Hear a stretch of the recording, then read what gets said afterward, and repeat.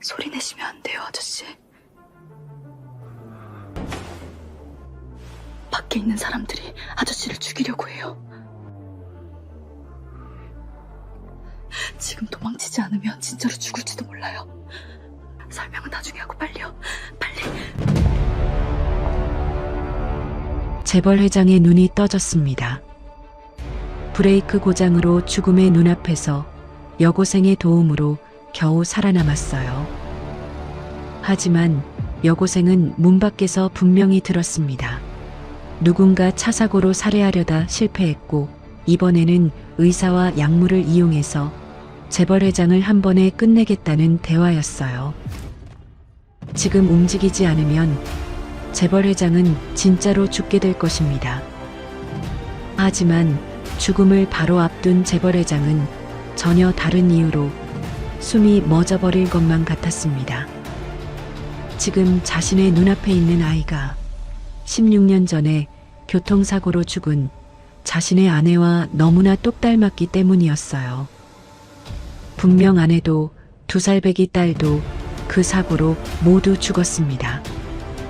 16년의 시간을 돌아 지금 재벌 회장을 구하려는 이 소녀가 재벌 회장과 소녀 자신의 운명을 송두리째 뒤바꾸게 되리라는 것을 두 사람 모두 전혀 상상하지 못하고 있었습니다. 대체 이 여고생의 진짜 정체는 무엇일까요? 위기의 재벌 회장과 죽은 아내를 닮은 여고생에게는 어떤 사연이 숨겨져 있는 것일까요?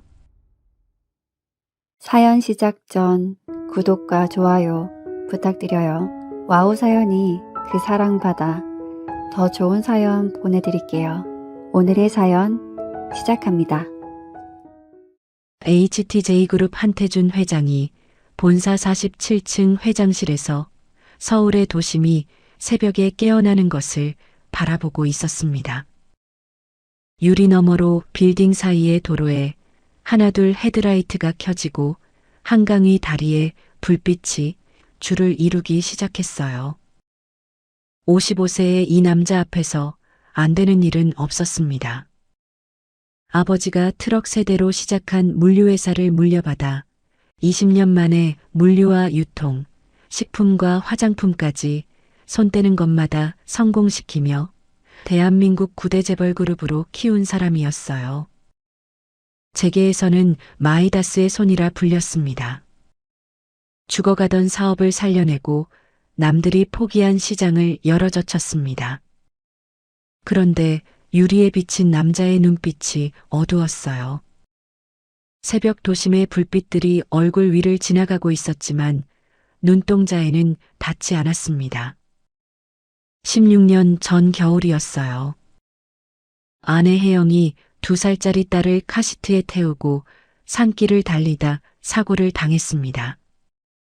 혜영은 현장에서 숨을 거뒀고 아이는 어딘가로 사라져서 시신도 발견하지 못했어요. 사망으로 추정 처리되었습니다. 그 뒤로 한태준은 집에 들어가지 않았어요. 현관을 열면 혜영이 신던 실내화가 놓여 있었고 거실 소파 위에 아이의 토끼 인형이 앉아 있었습니다. 그것들을 볼 수가 없었어요. 사무실 구석의 간이 침대에서 자며 새벽 4시에 일어나 공장을 돌았습니다. 죽을 만큼 일하면 그 얼굴들이 뜨지 않을 줄 알았어요. 그런데 아내와 딸이 사라진 자리를 일로 메울수록 주위에서는 그것을 열정이라 불렀어요. 마이다스의 손이라는 별명이 붙은 것도 그 무렵이었습니다. 아무도 몰랐어요. 황금의 손이라 불리는 이 남자의 일중독이 사실은 빈집을 마주하지 않으려는 도피였다는 것을요. 하지만 집으로 들어가지 않았을 뿐 아내와 딸을 잊은 적은 단 하루도 없었습니다. 여전히 책상 위의 사진을 보며 매일매일의 하루를 버티고 있었어요. 그리고 해마다 두 사람의 기일에는 혼자서 아내와 딸의 묘소가 있는 그 산으로 향했습니다. 뒷좌석에 와인 한 병과 잔 2개, 그리고 딸기 케이크 하나를 실었습니다. 2살짜리 어린 딸은 딸기 케이크 앞에서만큼은 세상에서 가장 행복한 얼굴을 했었어요. 그 얼굴을 기억하기 위해 해마다 케이크를 샀습니다. 사고가 난 산 위의 묘소에 작은 돗자리를 깔고 아내에게는 와인을 따르고 아이 앞에는 케이크를 놓았습니다. 올해는 초를 18개나 꽂아야 했어요. 살아 있었으면 고등학교 3학년이었습니다. 검은 세단이 산길을 올라가고 있었어요. 눈이 펑펑 쏟아지고 있었습니다. 와이퍼가 좌우로 바쁘게 움직였어요. 뒷좌석의 와인과 케이크는 흔들리지 않게 바구니 안에 잘 넣어 놓았습니다. 묘소까지 얼마 남지 않았어요. 산길에 급한 커브를 돌아가는 순간이었습니다. 미끄러지지 않게 조심스럽게 브레이크를 밟았어요. 그런데 뭔가 발끝에 아무런 페달의 저항이 없는 느낌이었습니다. 발끝의 페달이 그냥 바닥까지 쭉 빠져들어갔어요. 한 번 더 밟았습니다. 똑같았어요. 세 번째는 발 전체를 실어 눌렀지만 페달은 빈 공기를 밟는 것처럼 축 가라앉아 버렸습니다. 차가 커브 바깥으로 밀려나가기 시작했어요. 끼익, 금속이 갈라지는 소리가 산길 전체를 찢었습니다.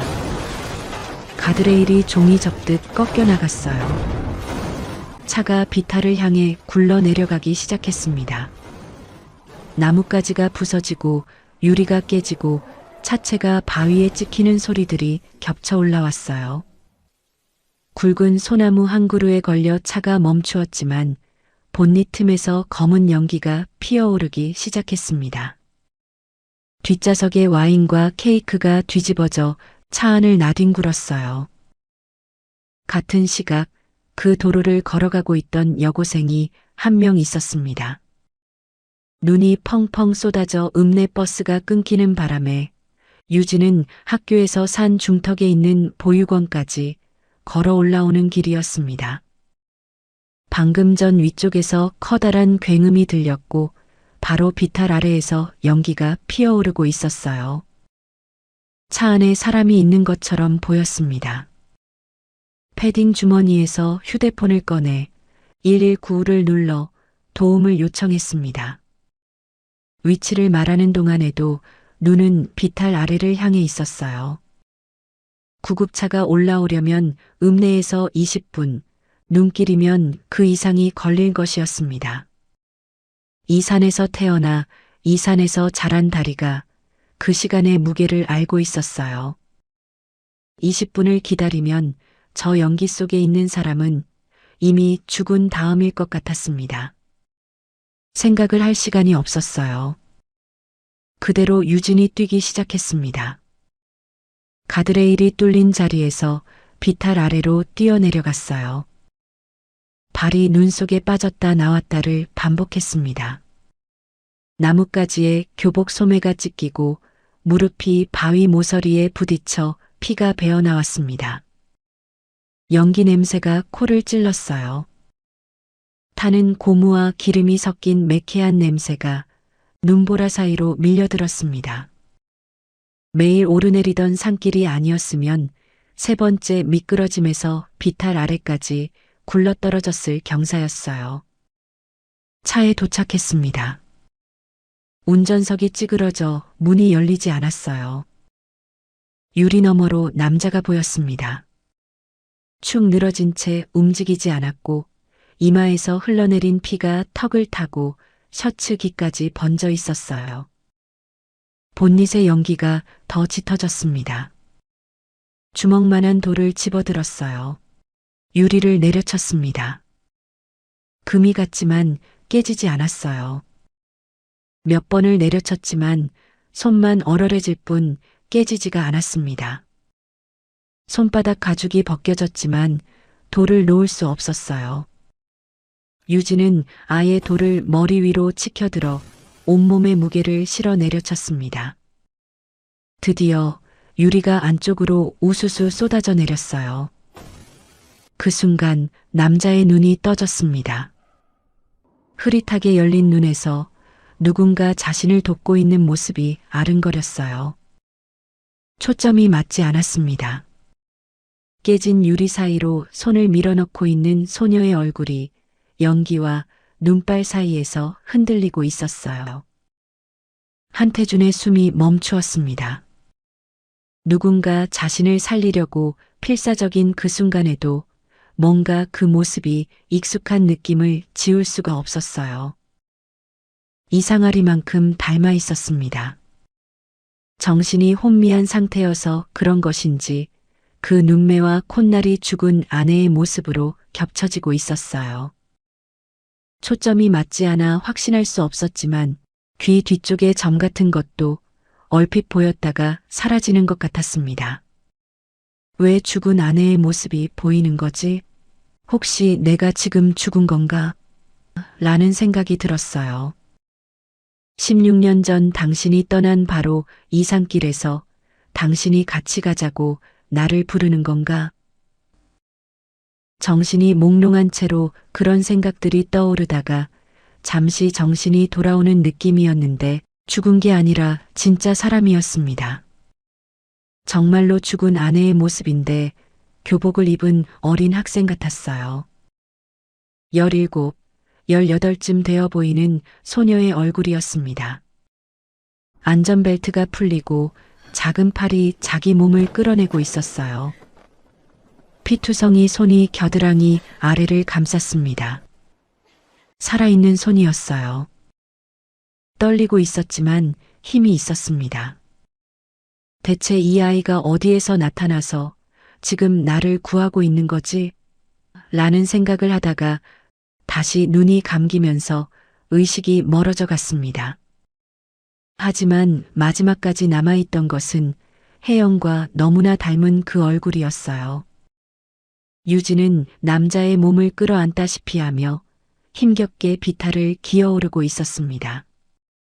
자기 몸의 2배는 될 무게가 팔 위에 실렸어요. 무릎이 눈 속 바위에 부딪혀 미끄러질 때마다 남자의 무게가 뒤로 잡아당겼습니다. 이 산에서 매일 오르내린 다리가 아니었으면 첫 번째 미끄러짐에서 놓쳤을 무게였어요. 등 뒤에서 펑 하는 소리가 터졌습니다. 비탈 아래에서 불꽃이 치솟았어요.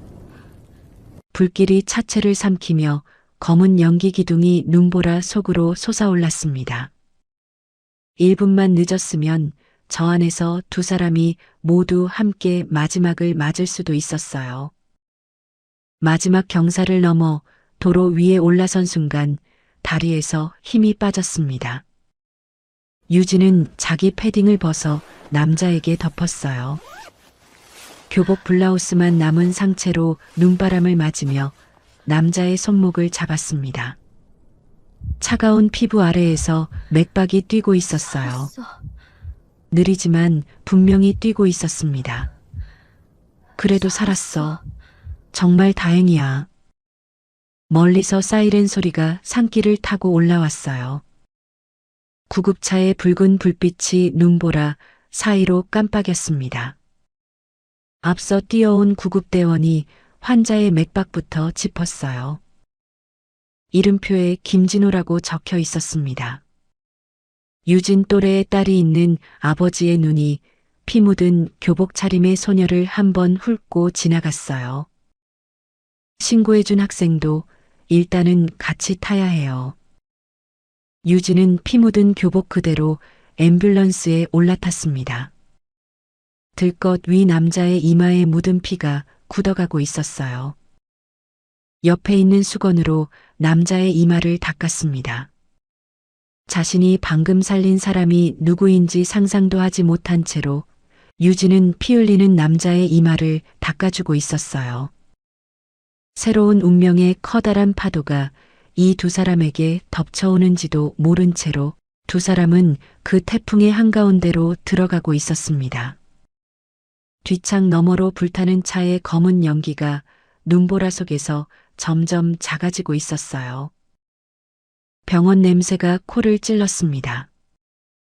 들것이 응급실 안으로 밀려 들어가고 하얀 가운을 입은 의사들과 간호사들이 남자 주위로 모여들었어요. 유진은 복도 플라스틱 의자에 앉았습니다. 교복 치마에 마른 핏자국이 갈색으로 굳어 있었고 벗겨진 손바닥에 간호사가 감아준 거즈에서 소독약이 스며들어 따가웠어요. 환자는 외상성 뇌진탕에 갈비뼈에 금이 간 상태로 현재는 의식불명이지만 생명에는 지장이 없다는 말을 들었습니다. 남자가 일반 병실로 옮겨졌어요. 유진은 일어서려 했습니다. 보육원에 돌아가야 했어요. 그런데 발이 바닥에서 떨어지지 않았습니다. 복도 저쪽 병실 유리 너머로 모니터에 연결된 남자의 가슴이 느리게 오르내리고 있는 것이 보였어요. 저 가슴이 계속 움직이는 것을 조금만 더 확인하고 싶었습니다. 그때 갑자기 거친 발소리가 복도를 울리기 시작했어요. 유진이 고개를 돌리자 검은 코트 차림의 남자 둘이 빠른 걸음으로 복도를 걸어오고 있었습니다.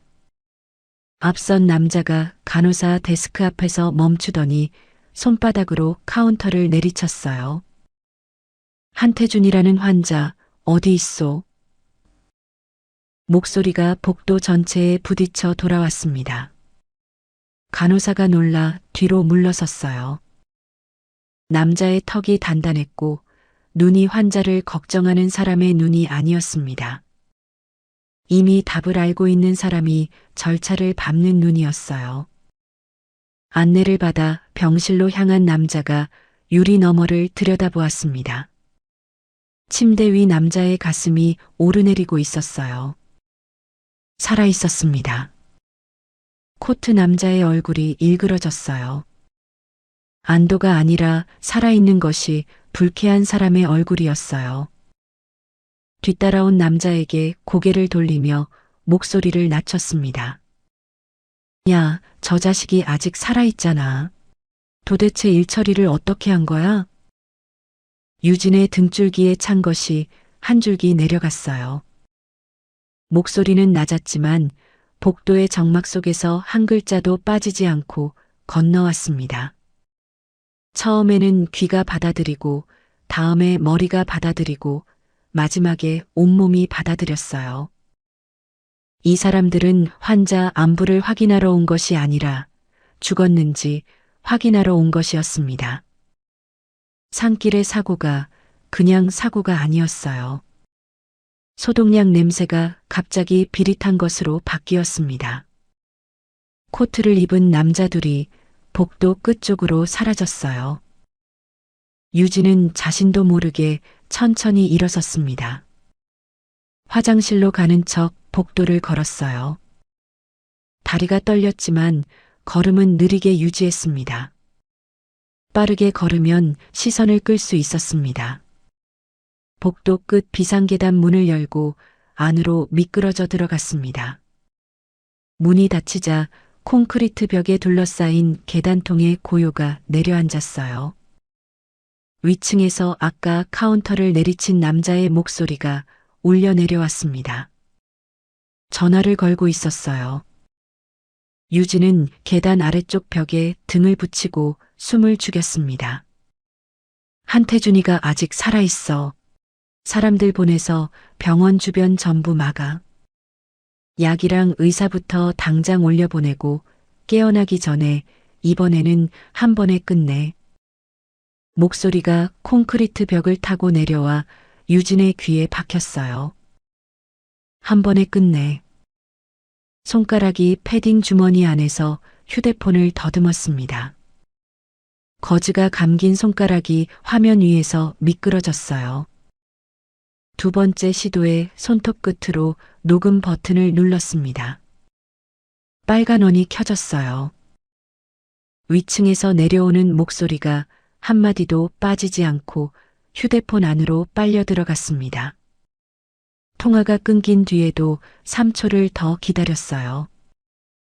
발소리가 위층 문 너머로 사라진 것을 확인한 뒤에야 녹음을 멈추고 휴대폰을 주머니 가장 깊은 곳에 밀어 넣었습니다. 다리에 힘이 없었어요. 보육원에 돌아가면 끝이었습니다. 이름도 모르는 남자를 위해 살인자들 앞에 서야 할 이유가 없었어요. 그런데 발이 계단을 올라가고 있었습니다. 아까 비탈에서도 그랬어요. 머리가 위험하다고 소리쳤지만 다리는 이미 방향을 정하고 있었습니다. 주변을 살피고 병실 문을 열고 들어가 남자의 어깨를 흔들었어요. 저 사람들이 내려오기 전에 빨리 이곳을 빠져나가야 했습니다. 아저씨, 일어나세요. 아저씨, 제발.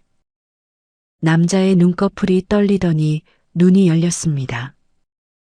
흐릿한 초점이 천장을 헤매다가 유진의 얼굴 위에 멈추었어요. 한태준의 숨이 한 박자 멈추었습니다. 아까 비탈에서 연기와 눈발 사이로 아른거리던 그 얼굴이 지금은 형광등 아래에서 또렷하게 보이고 있었어요. 착각이 아니었습니다. 사고 때문에 헛것을 본 게 아니었어요. 말도 안 되지만 얼굴의 윤곽들이 정말로 젊었을 때의 아내의 모습과 너무나도 닮아 있었습니다. 세상에 그런 우연은 없었어요. 하지만 눈이 떨어지지 않았습니다. 방금 제가 들었는데 밖에 조폭들이 아저씨를 죽이려고 해요. 빨리 도망치지 않으면 진짜 죽을지도 몰라요. 유진의 목소리가 한태준의 시선을 잡아당겼어요. 방금 위에서 들었던 것들을 한마디도 빠뜨리지 않고 빠르게 설명했습니다. 한태준의 얼굴에서 혈색이 빠져나갔어요.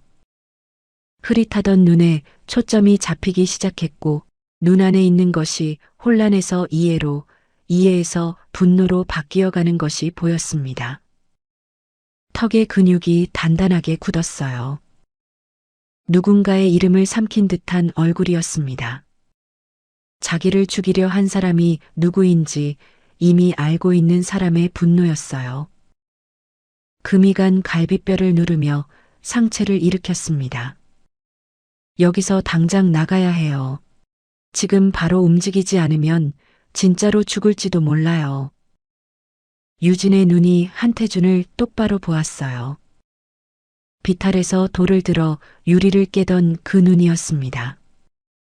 유진이 일어나 병실 너머로 이리저리 살피다가 병실 문 바로 옆쪽 복도 끝에 있는 대형 청소 카트가 눈에 들어왔어요.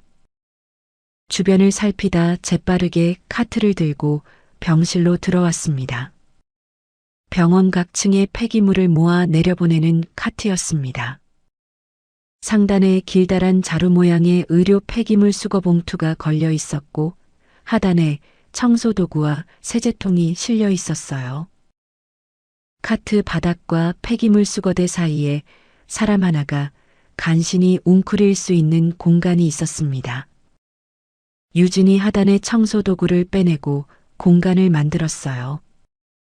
아저씨, 지금 여기 들어가셔야 해요.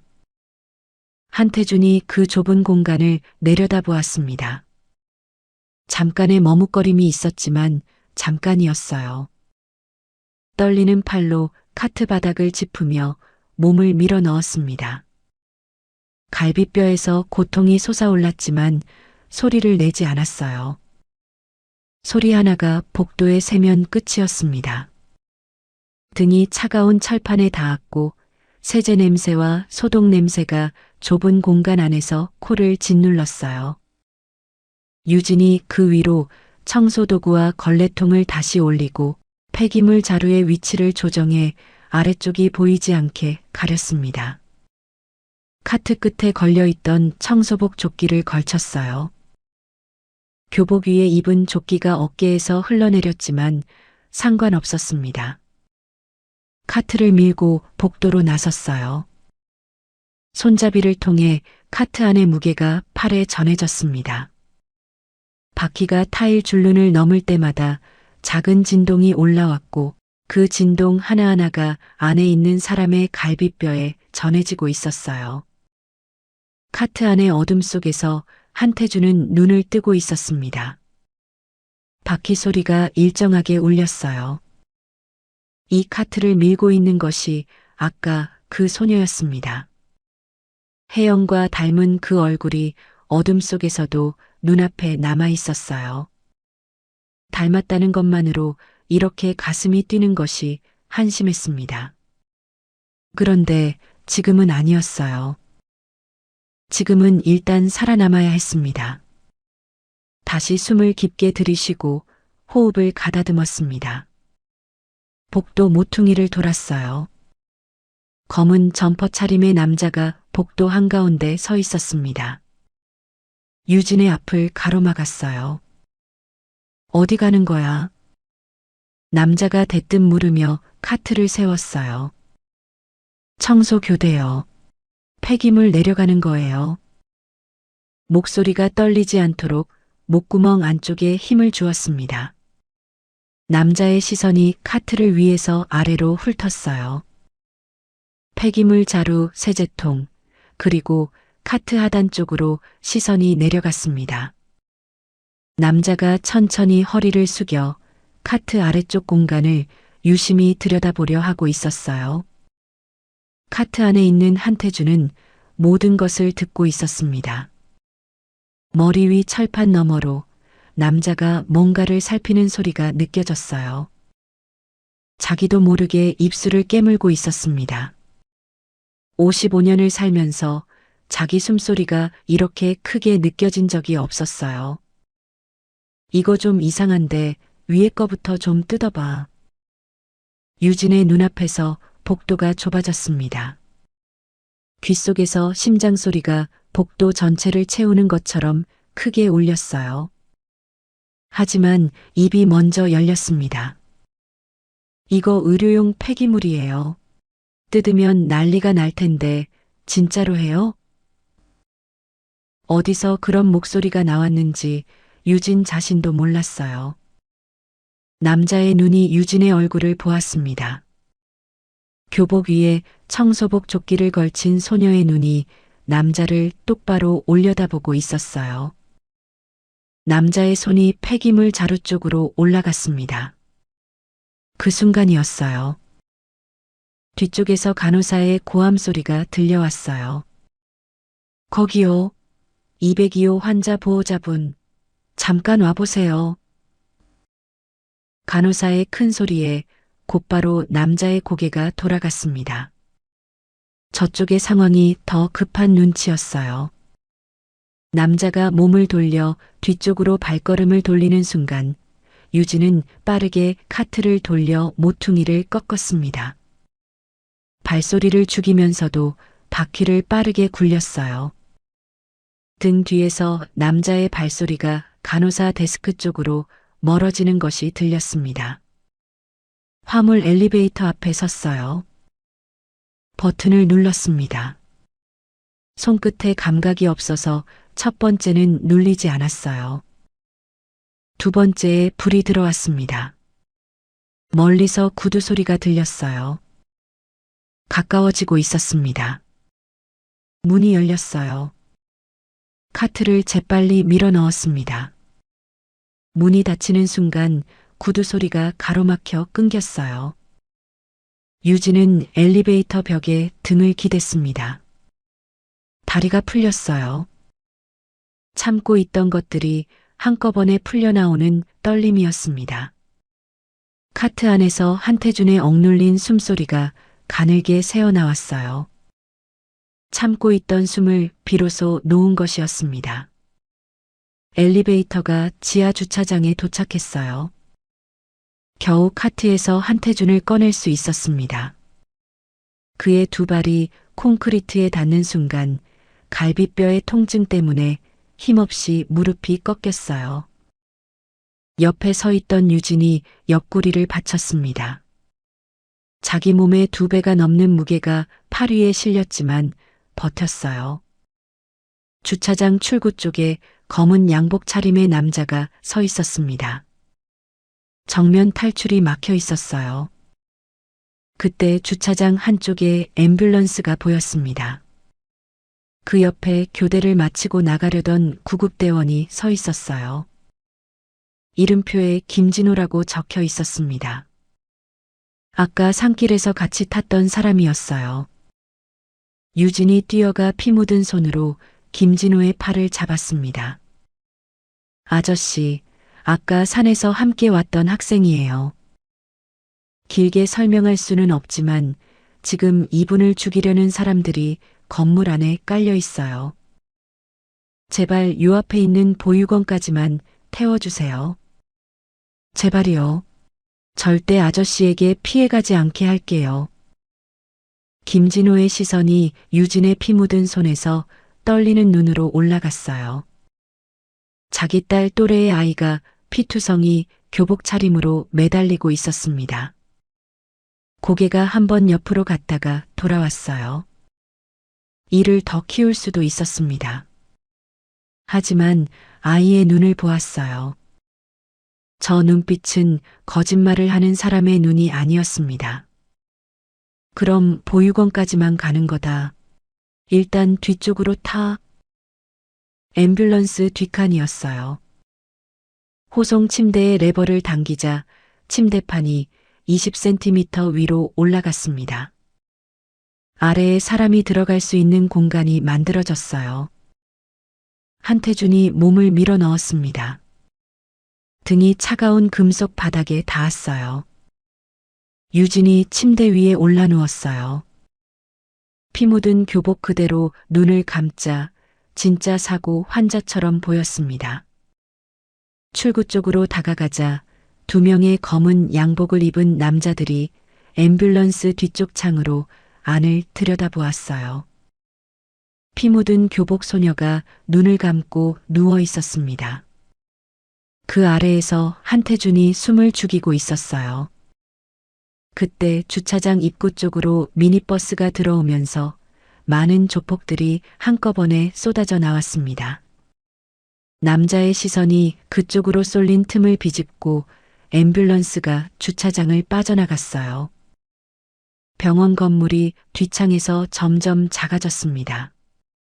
주차장 출구의 불빛이 사라지고 도로 위 가로등이 하나씩 지나가기 시작했어요. 침대 아래에서 갈라진 목소리가 올라왔습니다. 이제 살았구나. 정말로 고마워. 유진은 대답도 하지 못하고 눈물만 흘리고 있었습니다. 20cm 위에 누워있는 소녀의 숨소리가 침대판을 통해 가늘게 내려왔어요. 혜영과 닮은 저 얼굴이 왜 이 산에 있었는지, 왜 자기를 구한 것인지 질문들이 어둠 속에서 꼬리를 물었지만 답은 하나도 없었습니다. 어떻게 생각해 보아도 말이 되지 않았어요.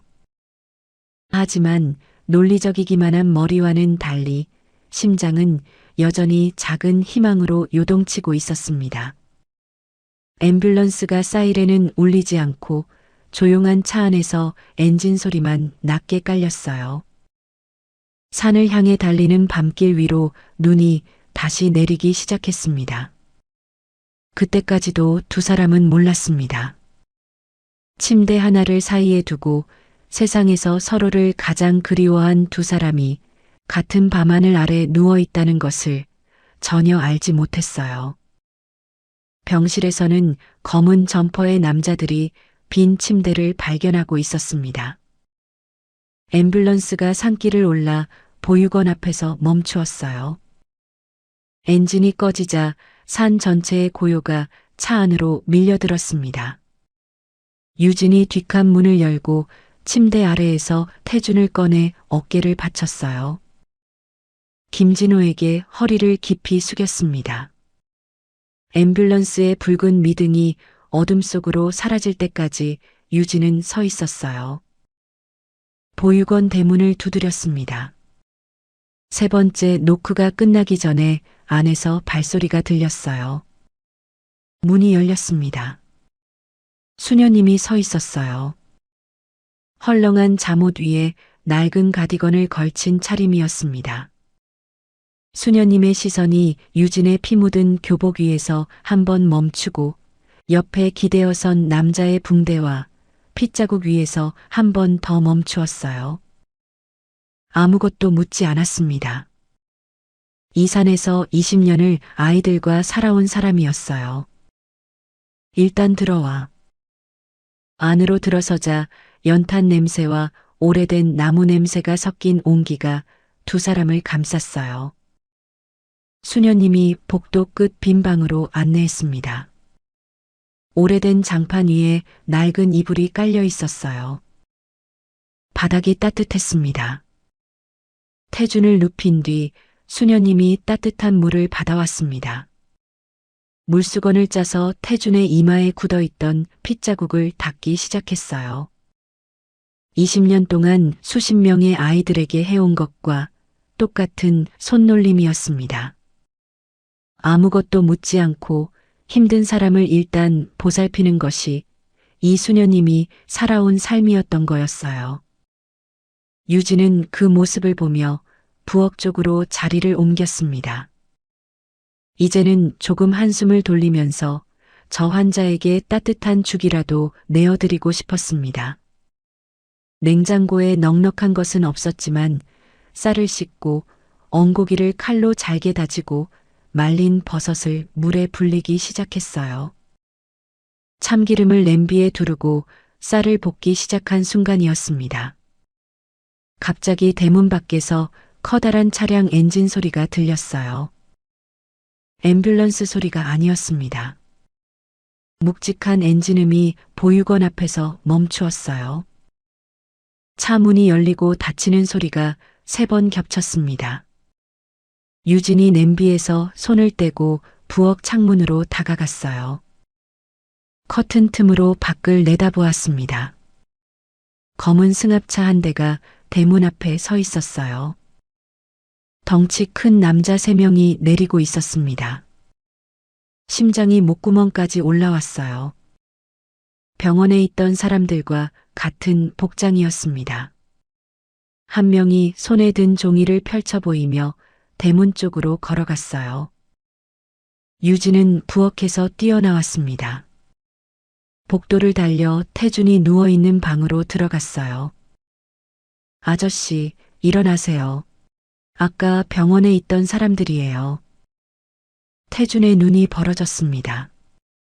아직 끝난 게 아니었어요. 금이 간 갈비뼈를 누르며 일어섰습니다.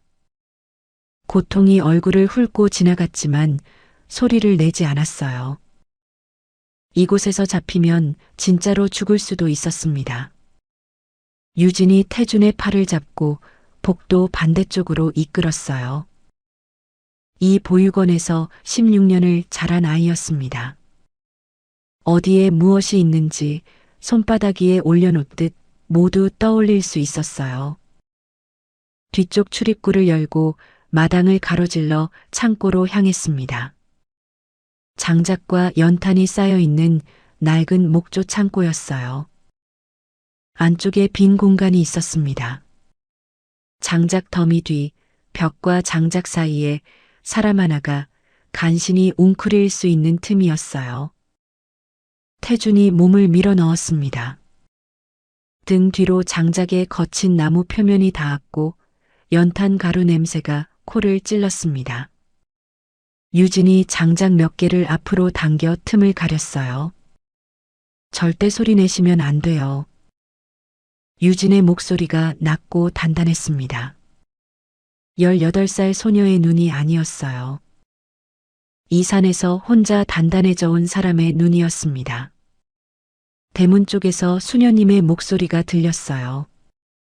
이 새벽에 무슨 일이에요? 이 근처에서 남자 한 명과 여자아이를 찾고 있습니다. 혹시 보신 적 있으신지? 남자의 목소리가 굵었어요. 종이를 내밀었습니다. CCTV에서 뽑은 사진이었어요. 병원 복도에서 청소 카트를 밀고 가는 소녀의 뒷모습과 주차장 앰뷸런스 옆에 서 있는 두 사람의 흐릿한 윤곽이 찍혀 있었습니다. 수녀님이 사진을 내려다보았어요. 표정이 바뀌지 않았습니다. 20년 동안 이 산에서 아이들을 지켜온 사람이었어요.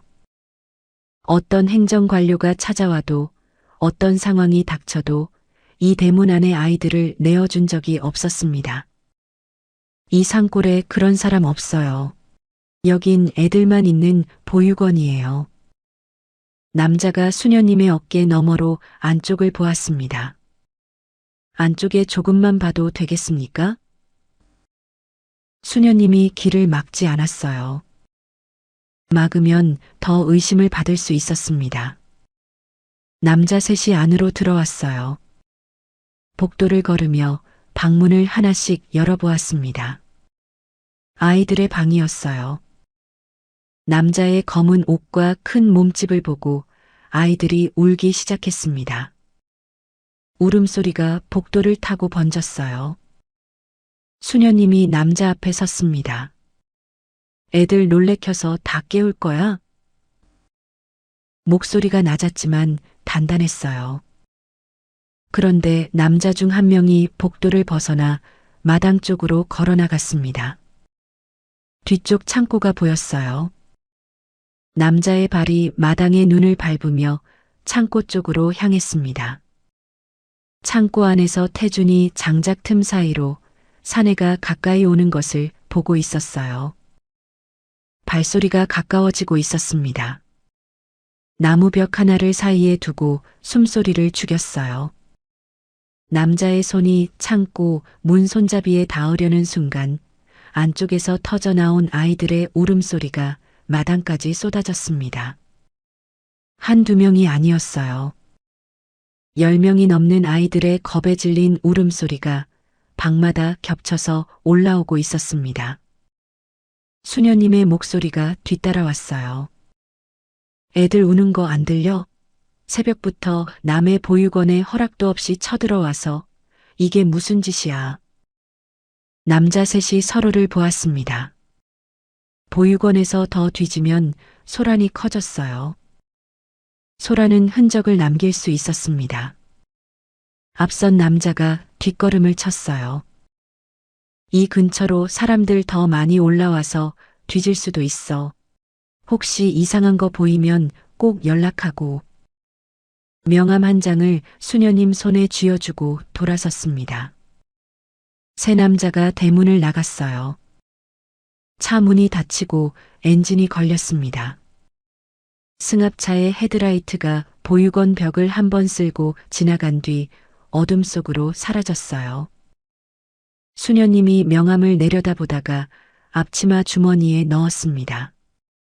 뒤쪽 창고로 걸어갔어요. 방금 갔어. 이제 나와도 돼. 유진이 장작을 밀고 태준을 꺼냈어요. 태준의 이마에 장작 부스러기가 붙어 있었습니다. 저 사람들 분명히 다시 올 거예요. 유진이 말했어요. 수녀님이 고개를 끄덕였습니다. 알아. 일단 방금 다녀갔으니까 바로 다시 오지는 않을 거야. 방으로 돌아왔습니다. 태준을 다시 눕히고 유진은 부엌으로 돌아갔습니다. 중단했던 죽을 다시 끓이기 시작했어요. 볶아놓은 쌀 위에 다진 고기와 불린 버섯을 넣고 물을 부었습니다. 뚜껑을 덮고 불을 줄였어요. 보글보글 소리가 좁은 부엌을 채웠습니다.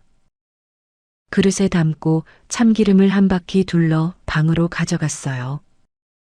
거창한 건 없고요. 죽밖에 못 끓였어요. 태준이 그릇을 내려다보았어요. 숟가락을 짚고서 죽을 떠서 입에 넣었습니다. 뜨거운 것이 목을 타고 내려가는 순간 숟가락을 든 손이 멈추었습니다. 죽의 맛이 아니었어요. 온기가 목을 지나 가슴 한가운데로 내려가는 그 순간 말할 수 없는 따스함이 온몸을 감쌌습니다. 카트 안의 어둠과 숨을 죽이며 애태우던 그 몸 안으로 따뜻한 것이 흘러들어가고 있었어요. 그런데 그냥 따뜻함만이 아니었습니다. 뭔가 오래전 아내가 끓여주던 것과 비슷한 냄새가 이 낡은 보육원 부엌에서 이 소녀가 끓인 죽을 통해 올라오고 있었어요. 숟가락이 그릇 가장자리에 딸깍 부딪혔어요. 손에서 힘이 빠진 것이었습니다. 입맛에 안 맞으세요? 태준이 고개를 저으며 숟가락을 다시 들었습니다. 멈출 수가 없었어요. 마지막 한 술까지 긁어넣고 나서야 빈 그릇을 내려다보았습니다. 유진이 빈 그릇을 보고 웃었어요. 입꼬리가 살짝 올라가면서 눈이 가늘어지는 웃음이었습니다. 태준의 숟가락이 다시 멈추었어요. 저 웃음이었습니다. 죽은 아내 혜영의 웃음이었어요. 입꼬리가 올라가는 방향과 눈이 가늘어지는 각도까지 혜영이 웃을 때와 똑같았습니다. 가슴 밑바닥에서 뭔가가 치밀어 올라왔어요. 태준은 고개를 돌렸습니다. 그리운 사람을 너무 오래 그리워하면 다른 사람의 얼굴에서 그 사람을 보게 된다고 했어요. 16년이었습니다. 닮은 사람이 있을 수 있었어요. 그것뿐이어야 했습니다. 그런데 머리가 아무리 부정해도 이 죽을 먹는 동안 올라온 것들은 부정으로 가라앉지 않았어요. 물잔을 손에 감싸쥐며 물었습니다. 혹시 이름이 뭔지 물어봐도 될까요? 최유진이에요. 원래 이름은 한서연이었어요. 우리 서연이. 그런데 앞에 있는 아이는 유진이라고 했습니다. 여기서 나고 자란 거예요? 네. 태어날 때부터요. 태준의 손가락이 물잔 위에서 미세하게 떨렸어요. 더 묻고 싶었습니다. 하지만 목구멍까지 올라온 것들을 삼켰어요. 아직은 안 됐습니다. 유진이 다시 웃었어요. 아까와 같은 웃음이었습니다. 태준은 이번에는 눈을 돌리지 않았어요. 창문 틈으로 찬 공기가 스며들었습니다. 아까 승합차에서 내린 남자의 목소리가 귓속에서 다시 울렸어요. 여기 오래 있을 수 없었습니다. 하지만 지금 이 순간 죽 한 그릇의 온기가 아직 가슴 안에 남아있는 이 순간만큼은 태준은 이 소녀의 얼굴에서 눈을 떼고 싶지 않았어요. 다음 날 아침이었습니다. 밤새 내리던 눈이 그쳤고 창으로 들어온 햇빛이 방 안을 비스듬히 가르고 있었습니다. 태준은 여전히 어젯밤 남자가 한 말이 귓속에 맴돌아 생각에 잠겨 있었어요. 이 근처로 사람들 더 많이 올라와서 뒤질 수도 있어. 가만히 누워 있을 만한 여유가 없었습니다. 시간이 많지 않았어요. 그때 방 맞은편에서 유진이 머리를 감고 나오는 게 보였습니다. 머리카락이 젖어 있었어요.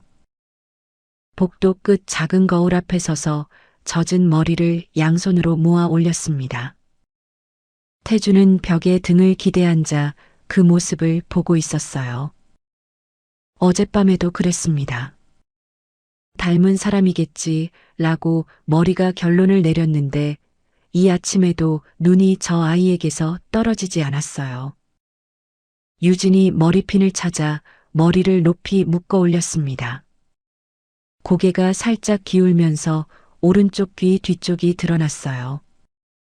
그 순간 태준의 온몸이 얼음이 되어버렸습니다. 귀 뒤쪽에 짙은 갈색의 점이 있었어요. 작은 동전보다 조금 작았고 윤곽이 고르지 않은 독특한 모양이었습니다. 어제까지 머리카락에 가려 보이지 않았던 것이 햇빛 아래에서 또렷하게 드러나 있었어요. 병원에서는 잘 보이지 않던 것이 지금 이 아침 햇빛 속에서 선명하게 보이고 있었습니다. 세상의 소리가 사라졌어요. 처마의 물방울 소리가 먼저 꺼졌습니다. 복도에서 아이들이 떠드는 소리가 뒤따라 멀어졌어요. 시야가 좁아졌습니다. 방 안의 벽도 창도 이불도 사라지고 유진의 오른쪽 귀 뒤에 있는 그 점만 남았어요. 혜영의 목소리가 올라왔습니다. 16년 전의 목소리였어요. 병원 침대에서 갓 태어난 아기를 안고 웃으며 말하던 소리가 귓속에서 되살아났습니다. 여보, 이거 좀 봐. 나랑 똑같은 점이야.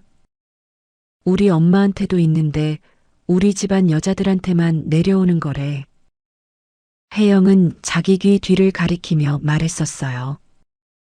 짙은 갈색의 윤곽이 고르지 않은 독특한 모양의 점이었습니다. 그리고 아기의 귀 뒤를 손가락으로 살짝 만지며 웃었어요. 진짜 유전이란 게 신기해. 어쩜 내 점을 그대로 물려받았어. 그 목소리가 16년의 시간을 뚫고 올라와 고막을 때렸습니다. 갓난아기의 귀 뒤와 지금 거울 앞에 서 있는 18살 소녀의 귀 뒤가 겹쳐졌어요.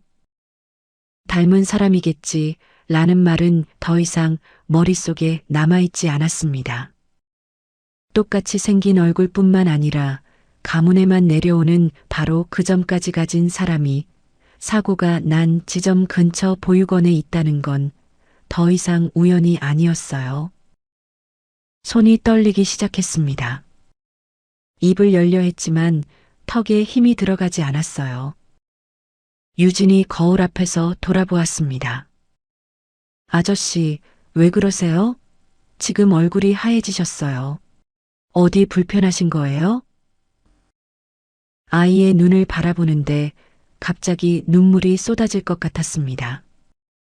죽은 줄 알았던 내 딸을 찾았다며 당장이라도 부둥켜 안고 싶었어요. 하지만 아이는 16년을 부모를 모른 채 살아온 상태였습니다. 확인도 되지 않은 것을 이 아이 앞에서 말하는 순간 이 아이의 세계가 뒤흔들릴 거였어요. 아이를 위해서 조금 더 확인하고 기다려야 했습니다. 아니야. 갑자기 어지러워서 그랬는데 이제 조금 괜찮은 것 같아. 유진이 물을 가져왔어요. 태준이 잔을 받아들었지만 손이 떨려서 물이 잔 안에서 흔들렸습니다. 유진이 방을 나간 뒤에야 태준은 잔을 바닥에 내려놓았어요. 두 손으로 얼굴을 감쌌습니다. 확인해야 했어요. 감정이 아니라 사실을 확인해야 했습니다. 태준이 일어섰어요. 갈비뼈가 욱신거렸지만 복도로 나갔습니다. 부엌 쪽에서 아이들의 아침을 차리고 있는 수녀님을 찾았어요. 수녀님이 고개를 돌렸습니다. 태준의 얼굴을 보고 수도꼭지를 잠갔어요. 유진이가 올해 몇 살인 거예요? 태준이 조심스럽게 물었습니다. 올해 고3이니까 18이지요. 2살이던 아이가 16년이 지나면 18이었습니다. 숫자가 맞았어요. 유진이는 어떻게 이곳에 오게 되었는지 말씀해 주실 수 있으세요? 수녀님이 행주를 개어 싱크대 위에 올려놓았습니다. 16년 전쯤 겨울이었어요. 근처 사시던 분이 눈밭에서 아기 울음소리를 듣고 가보니까 거기에 2살짜리 갓난아이가 눈 속에 파묻혀 있더래요. 아무리 찾아도 주변에 사람은 없고 그래서 이곳으로 데려오신 거예요. 태준의 다리에 힘이 빠졌습니다. 벽에 등을 기대며 미끄러졌어요. 무릎이 꺾이고 장판 위에 주저앉았습니다. 16년 전 겨울 그 사고의 충격으로 아이가 차 밖으로 튕겨져 나갔던 것이었어요. 혜영은 현장에서 떠나게 되었고 수색대가 일주일을 뒤졌지만 아이를 찾지 못했습니다. 그런데 아이는 200m 떨어진 눈밭에서 울고 있었어요. 신고를 하지 않고 보육원으로 보내지는 바람에 흔적이 사라졌던 겁니다. 매년 자신의 차가 이 보육원 대문 앞을 지나갔지만 한 번도 이곳을 찾아볼 생각을 하지 않았어요. 그 대문 안에 딸이 16년 동안이나 살고 있었습니다. 갑자기 자신이 바보처럼 느껴지고 가슴이 답답해져 오는 것이 느껴졌어요. 그런데 아빠가 찾지 못했던 바로 그 딸이 아버지가 죽을 뻔한 바로 그 산길 위에서 돌을 들어 유리를 깨서 아버지를 살리고 병원에서 구해와 보육원까지 데려온 것이었습니다. 16년 전에 잃어버린 아이가 16년 뒤에 같은 눈길 위에서 아버지를 살려낸 것이었어요. 갑자기 숨이 쉬어지지 않았습니다. 어깨가 움츠려들면서 손발이 떨리기 시작했습니다. 수녀님은 더 묻지 않으시고 부엌에서 물 한 잔을 떠와 바닥에 놓았어요. 한참 뒤에 태준이 고개를 들었습니다. 손등으로 눈가를 누르고 숨을 들이쉬었어요.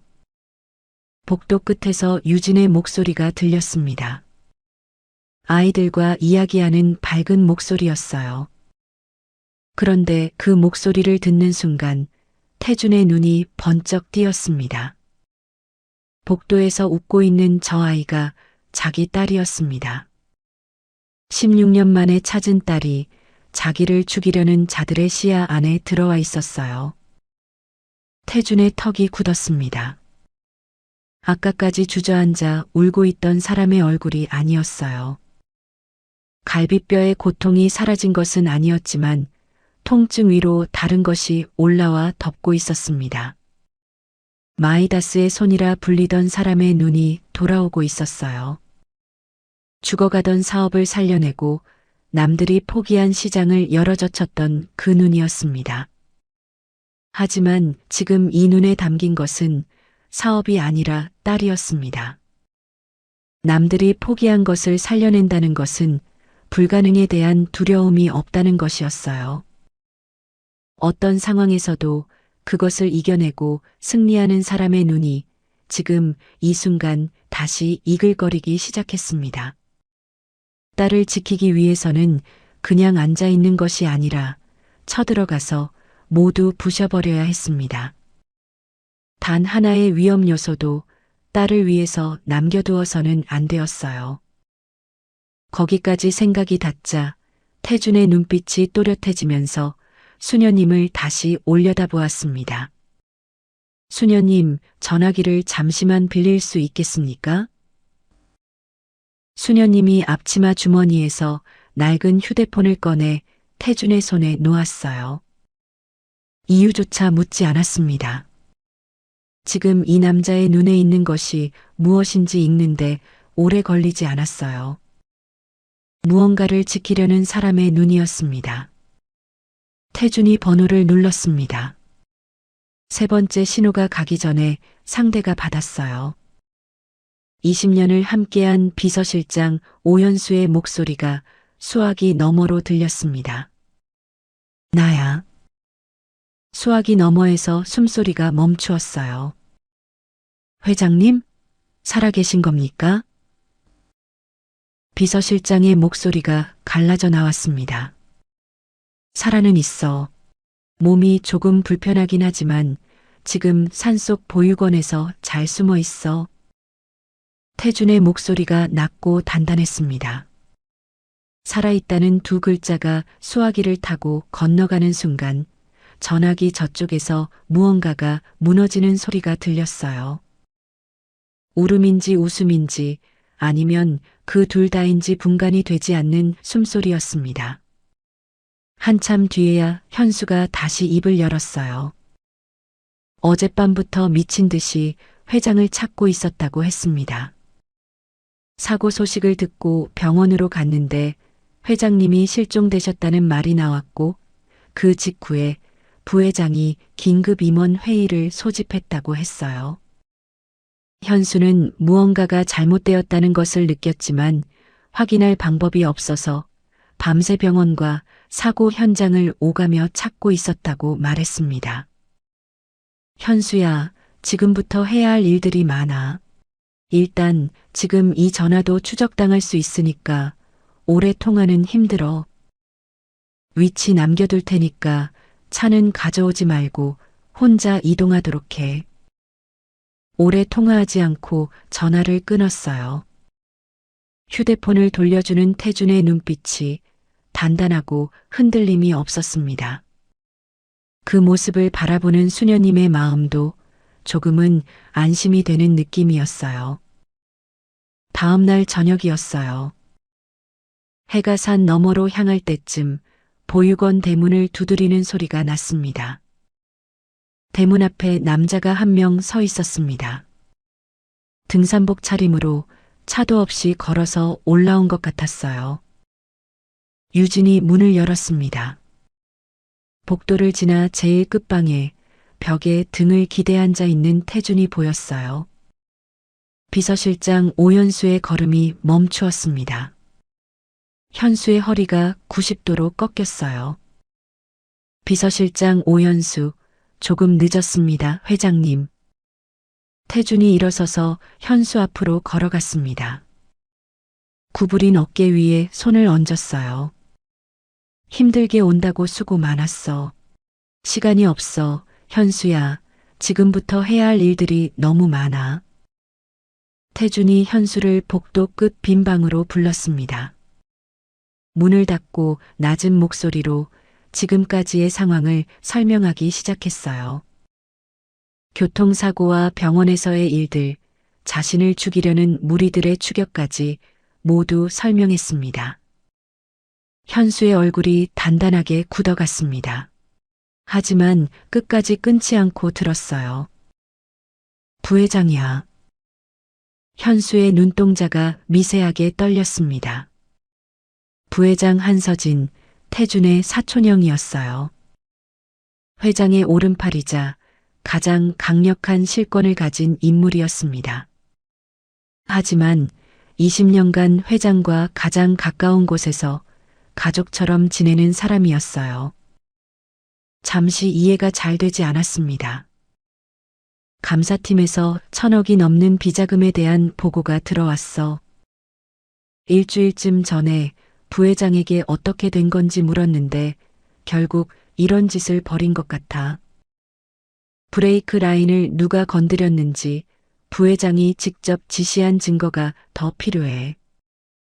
그리고 부회장의 비자금 관련 자료도 전부 다 확보하고 내가 살아있다는 것을 부회장이 알기 전에 모든 증거가 갖춰져야 할 거야. 현수가 고개를 끄덕였어요. 태준이 유진의 휴대폰을 꺼내 녹음 파일을 현수에게 넘겼습니다.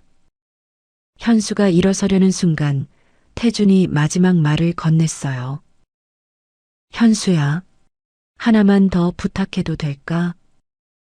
목소리의 결이 달라져 있었어요.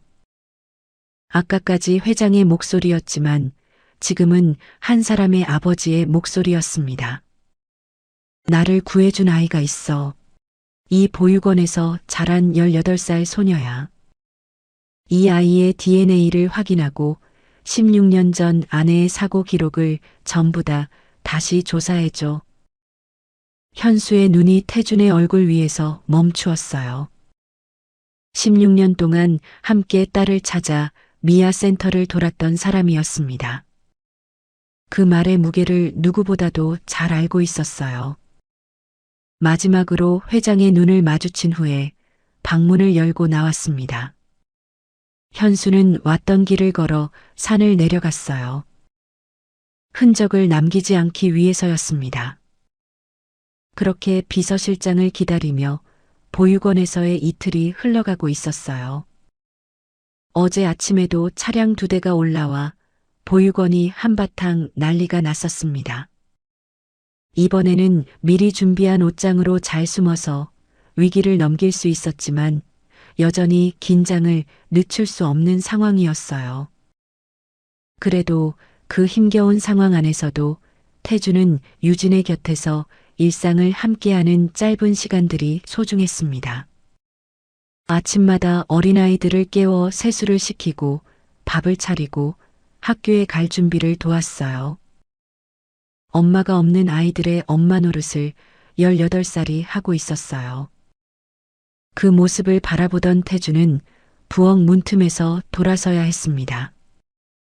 자신도 보살핌을 받아야 할 어린 나이에 벌써 철이 들어버린 모습이 아버지로서 너무나도 안쓰러워 보였어요.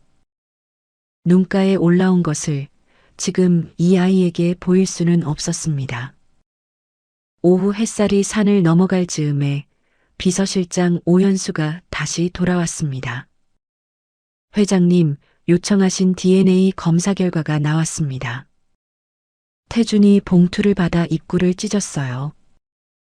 종이 한 장이 나왔습니다. 여러 분석 항목들이 빽빽하게 적힌 가운데 눈이 종이 제일 아래쪽으로 내려갔어요. 친자 확률 99.9%였습니다. 종이가 무릎 위로 미끄러졌어요. 이미 처음 그 아이를 본 순간부터 알고 있었던 것이었습니다. 온몸의 세포들이 저 아이가 나의 딸이라는 것을 이미 느끼고 있었어요. 하지만 알고 있는 것과 확인된 것 사이에는 벽이 한 장 남아 있었고 그 벽까지 이 종이 한 장으로 완전히 사라져 버렸습니다. 죽었다고 생각했던 아이를 찾았다는 기쁨과 함께 이 아이가 혼자서 살아왔을 그 모든 시간들에 자신이 함께하지 못했다는 죄책감이 뒤섞여 미친 듯이 가슴을 흔들어 놓았어요. 태준의 등이 벽에 부딪히며 미끄러졌습니다. 두 손으로 얼굴을 감싸자 어깨가 흔들리기 시작했어요. 매년 빈 무덤 앞에 무릎을 꿇으면서도 200m 앞에 있는 보육원에서 혼자 지내던 딸을 찾지 못했던 것이었습니다. 한참을 얼굴을 감싸고 있던 태준의 어깨가 서서히 가라앉더니 머리를 쓸어 올리며 고개를 들기 시작했어요. 조금 전까지 눈에 가득했던 슬픔이 서서히 걷히고 점점 차갑고 단단한 눈빛이 돌아오기 시작했습니다. 오 실장, 내 딸을 지키려면 상대를 완벽하게 부셔버려야 해. 시간이 많이 없어. 지금까지의 상황을 정리해서 보고해줘. 비서실장이 가방에서 노트북 한 대와 여러 개의 서류 뭉치를 꺼냈어요. 보육원 부엌이 작전실이 되었습니다. 좁은 식탁 위에 노트북이 놓이고 화면에 푸른 불빛이 두 사람의 얼굴을 비추었어요. 현수가 가져온 첫 번째 정보는 부회장에 대한 것이었습니다. 부회장 한서진, 태준의 사촌형이었어요. 밖에서 보기에는 부회장으로 태준의 든든한 오른팔이었습니다. 그런데 현수가 뒤진 기록들은 다른 그림을 보여주고 있었습니다. 10년쯤 전부터 해외 법인을 통한 자금 횡령이 시작되었어요. 수출 대금이 서류상으로는 법인 간 결제로 처리되었지만 최종 착지점은 버진 아일랜드의 페이퍼 컴퍼니였습니다. 정리된 자료의 최종 금액이 1000억 단위까지 불어나 있었어요. 그 결과를 눈으로 확인한 태준의 손이 식탁 위에서 떨리고 있었습니다. 회장님께서 말씀하신 대로 비자금이 드러나기 시작하자 아예 회장님을 제거하려고 한 것이 맞았습니다. 브레이크 라인을 끊어서 사고사로 위장하고 장례를 치른 뒤 상속인이 없는 상태에서 회사를 넘겨받을 계획이었어요. 태준의 턱이 굳었습니다. 태준이 죽으면 직계 상속인이 없기 때문에 법적으로 가장 가까운 혈족이 사촌형이었어요. 자신이 죽기만 하면 수조 원짜리 회사가 그대로 자신의 것이 되는 거였습니다. 그런데 실제 상속인인 딸이 살아있다는 것을 부회장은 꿈에도 모르고 있었어요. 만약 알게 된다면 무슨 수를 써서라도 또 제거하려고 할 사람이었습니다. 회장님, 그런데 지금 시간이 많이 없습니다. 상황이 복잡해지자 지금 부회장이 긴급하게 임시이사회를 소집한 상태입니다. 바로 이틀 후입니다. 현수가 노트북 화면을 돌렸어요. 이사회 소집 통지서가 띄워져 있었습니다. 안건은 비상경영체제 전환이었어요. 회장의 유고 시 부회장이 회장 대행으로 승인되는 절차였습니다. 이것이 통과되면 부회장이 HTJ그룹 전체의 경영권을 쥐게 되는 것이었어요. 경영권을 쥐는 순간 감사와 횡령 흔적을 지워버린 후 장례식까지 치러버리면 모든 것이 끝이었습니다. 그 이후에는 태준이 살아 돌아가도 소용없었어요. 법적 절차가 완료된 뒤에는 뒤집기가 거의 불가능했습니다. 이틀이었어요. 단 이틀 안에 모든 증거를 갖추고 이사회장으로 쳐들어가야 했습니다. 좋아. 그럼 지금까지 증거들 진행 상황은 어떻게 되고 있어? 현수가 증거에 대한 보고를 시작했습니다. 녹음 파일은 확보되어 있었어요. 유진이 비상계단에서 녹음한 부회장의 통화 내용이었습니다. 브레이크 라인을 건드린 정비기사도 찾아냈어요. 이미 회장님이 모든 것을 알고 있지만 증언을 해주면 선처하겠다고 회유를 했습니다. 거절하면 그대로 신고를 하겠다고 말하자 순순히 모든 것을 증언하겠다고 약속했어요. 비자금 문서도 앞선 보고처럼 정리가 거의 다 되어가고 있었습니다. 회장님, 이틀이면 충분합니다. 모레 이사회 시작 전까지 전부 준비할 수 있도록 하겠습니다.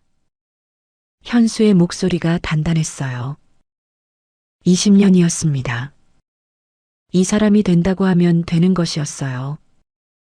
태준이 노트북 화면을 바라보았습니다. 노트북 화면 너머로 복도 쪽에서 유진의 목소리가 들려왔어요. 딸을 위해 반드시 이 전쟁을 빨리 끝내야만 했습니다. 좋아. 이틀 후에 모든 것을 부셔버리고 다시 정상으로 되돌리도록 하지. 비서실장의 눈에 비친 회장의 표정은 불가능이 없던 바로 그 승부사의 눈빛이었습니다. 저 눈빛으로 싸움에서 지는 것을 단 한 번도 보지 못했던 비서실장의 얼굴에 작은 미소가 번져왔습니다. 저녁 시간이 되었어요. 수녀님이 김치찌개를 끓였습니다. 된장과 김치가 끓으면서 내는 시큼하고 얼큰한 냄새가 좁은 부엌에서 방 안까지 번졌어요. 죽의 구수함과는 다른 목구멍 안쪽을 찌르는 냄새였습니다.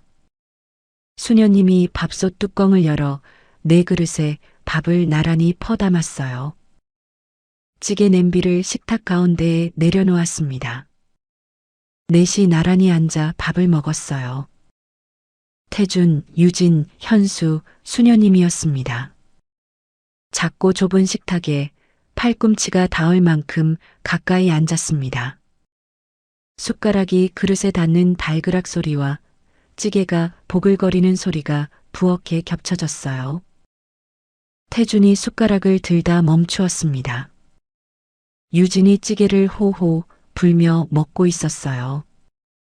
입을 동그랗게 모아 숟가락 위 국물 표면에 바람을 보내고 있었습니다.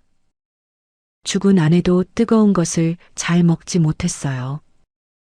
그래서 항상 호호 불어 식혀 먹었습니다. 한 번도 본 적 없는 엄마의 습관이 딸의 몸에 새겨져 있었어요.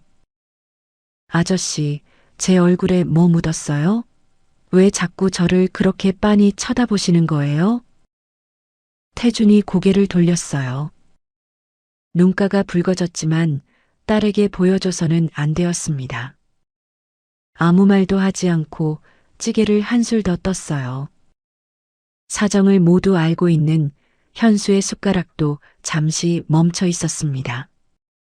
보육원 밥상은 어떤 레스토랑보다 작았지만 태준이 먹어본 어떤 식탁보다 행복한 밥상이었어요.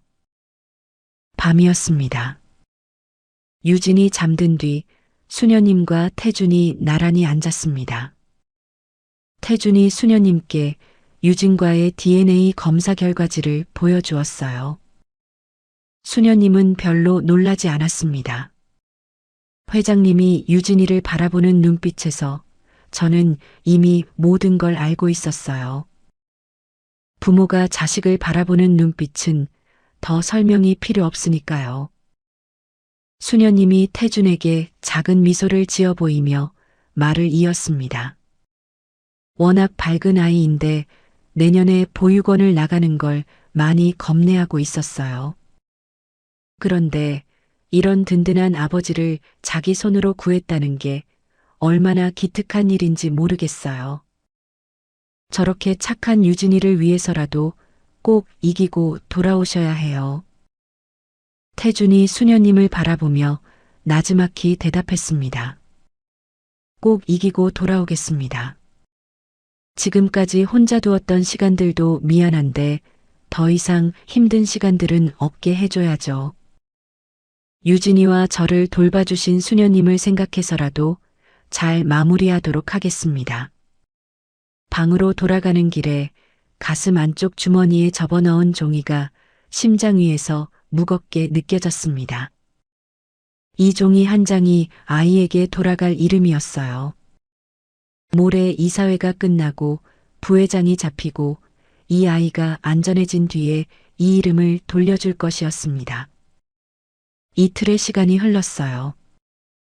서울 강남의 HTJ그룹 본사 47층 대회의실은 이 건물에서 가장 높은 곳에 있었습니다.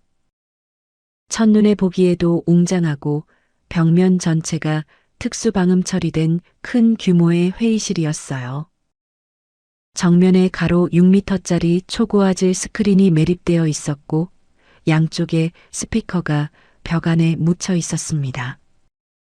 회의실 중앙에 거대한 테이블 위에 마이크와 투표 패드가 놓여 있었어요.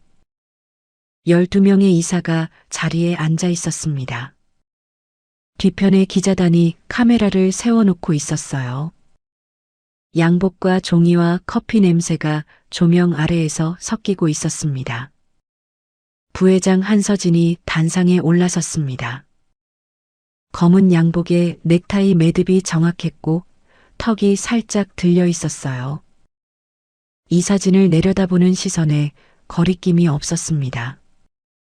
마이크를 잡은 손에 힘이 들어갔어요. 아버지가 평생 2인자였습니다. 태준의 아버지 밑에서 그림자로 살다 퇴임했어요. 부회장은 그 아버지를 보며 자랐습니다. 자기 때에서는 반드시 그 자리에 올라서겠다고 이를 갈았어요.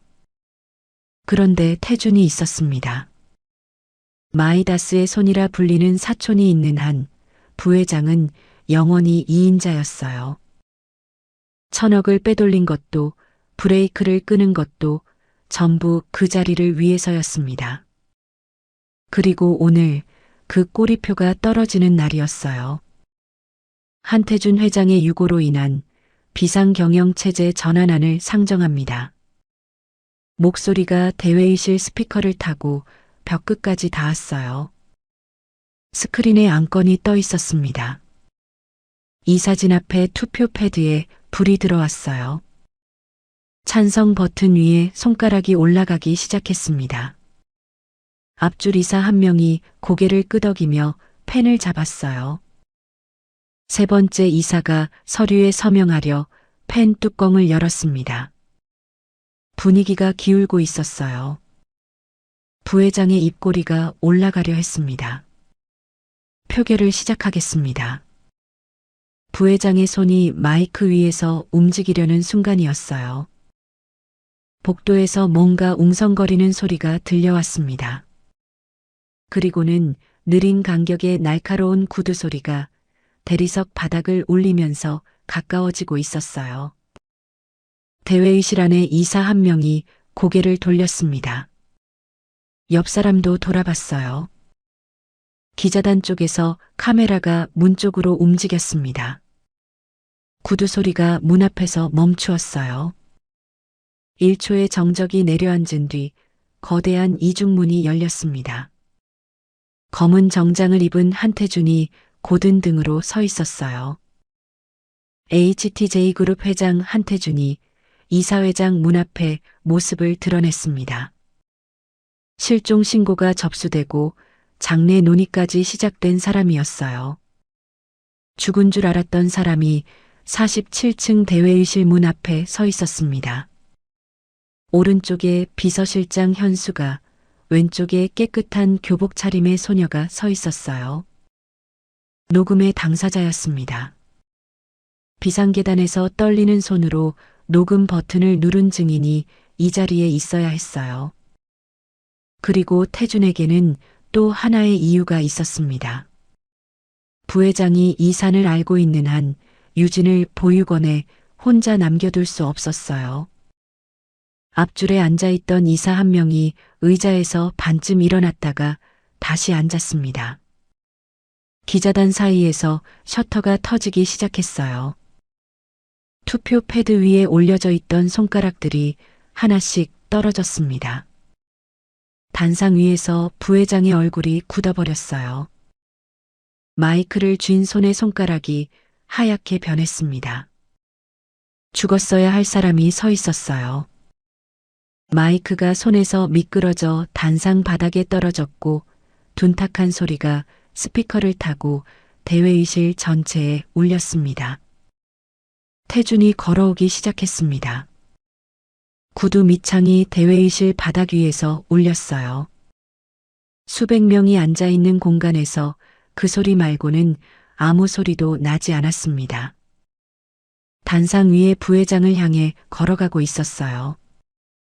드디어 단상 앞에 서서 바닥에 떨어진 마이크를 집어들었습니다. 천천히 몸을 일으키며 이사진과 기자단을 한번 둘러보았어요. 그리고는 몸을 돌려 부회장의 눈을 마주보며 마이크를 들었습니다.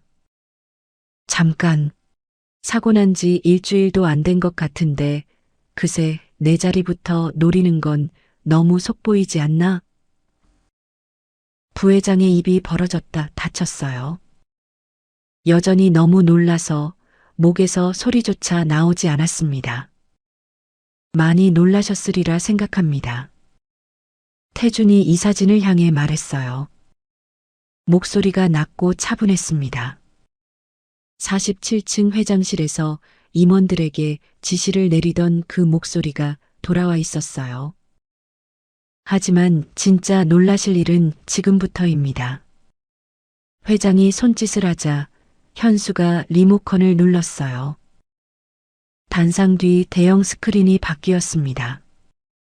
음성 파일 재생 화면이 떠오르고 스피커에서 부회장의 목소리가 흘러나오기 시작했어요. 한태준이가 아직 살아있어. 사람들 보내서 병원 주변 전부 막아. 약이랑 의사부터 당장 올려보내고 깨어나기 전에 이번에는 한 번에 끝내. 녹음된 목소리가 대회의실 전체를 채웠어요. 쩌렁쩌렁한 스피커를 타고 또렷한 부회장의 목소리가 울려 퍼졌습니다. 한 번에 끝내. 그 5글자가 수백 명의 귀에 박혔어요. 앞줄에 사회이사 한 명이 안경을 벗어 양복 안주머니에 넣었습니다. 손이 떨리고 있었어요. 뒷줄에서 물컵을 들다 멈춘 손이 보였습니다. 기자단의 셔터 소리가 연달아 터졌어요. 부회장의 얼굴이 빨갛게 달아오르고 목에 핏줄이 부풀어 올랐습니다. 단상 난간을 잡고 있던 손이 풀리며 한 발 앞으로 나왔어요. 아니야, 조작이야. 나는 저런 말을 한 적이 없어. 고함이었어요. 마이크 없이 내지른 목소리가 대회의실 유리창에 부딪혔습니다. 기자들의 셔터가 더 빠르게 터졌어요. 태준은 움직이지 않았습니다.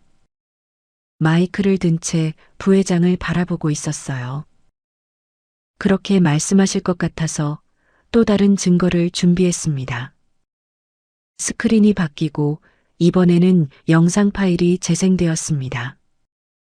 50대 남자가 카메라를 정면으로 바라보고 있었어요. 정비 기사였습니다. 부회장님께서 저에게 직접 제안하셨습니다. 이번 일만 성공하면 10억을 주겠다고 하셨어요. 그래서 눈길을 나서기 전에 회장님 차량의 브레이크 라인을 절단했습니다. 정비 기사의 목소리가 한 번 끊겼어요. 눈이 카메라 아래를 향했다가 다시 올라왔습니다. 어머니 병원비 때문에 어쩔 수가 없었습니다. 용서해 주십시오. 마지막 문장에서 정비 기사의 눈가가 붉어지는 것이 스크린에 잡혔어요. 대회의실이 조용해졌습니다. 브레이크 라인을 절단했다는 말이 떨어진 뒤 아무도 부회장을 보지 않았어요. 아까까지 단상을 향하던 시선들이 서류 아래로 내려가 있었습니다. 시선을 거둔다는 것은 등을 돌리는 것과 같았어요. 부회장이 뭔가를 소리쳤지만 흥분한 범죄자의 마지막 발악처럼 들렸고 사람들은 아무도 그 말을 들으려 하지 않았습니다. 이미 사람들은 부회장의 실체를 모두 알아버린 상태였어요. 혼자 고함치던 부회장의 목소리가 그 눈빛들을 읽고서 점점 작아지고 있었습니다. 회의실 앞쪽에서 그 모습을 지켜보던 태준이 다시 마이크를 들었습니다. 목소리가 한 톤 내려갔어요. 그런데 왜 이렇게까지 해야 했을까요? 대회의실에 태준의 목소리가 깔렸습니다. 분노가 아니었어요. 분노보다 깊은 곳에서 올라오는 슬픔에 가까운 무게가 실려 있었습니다. 너무 슬프지만 저를 죽이기 위해 브레이크까지 끊어야만 했던 그 이유가 바로 여기에 있습니다. 태준이 고개를 끄덕이자 스크린이 다음 화면으로 바뀌었어요. 해외 계좌 송금 기록이 떠올랐습니다. 숫자가 한 줄씩 화면에 올라갔어요. 100억, 200억, 500억. 위조된 서류의 사본이 줄줄이 나왔습니다. 금액이 쌓여갈 때마다 대회의실의 공기가 한층씩 무거워졌어요. 계좌번호가 바뀌고 위조 서명이 드러날 때마다 침묵이 두꺼워졌습니다. 1200억이 넘는 총액이 스크린 중앙에 올라왔어요. 엄청난 금액의 규모에 사람들의 입이 다물어지지 않고 있었습니다. 모든 내역이 공개되자 부회장의 고함 소리가 멈추었어요. 어깨가 내려앉고 다리에 힘이 풀려 그 자리에 주저앉아 버렸습니다.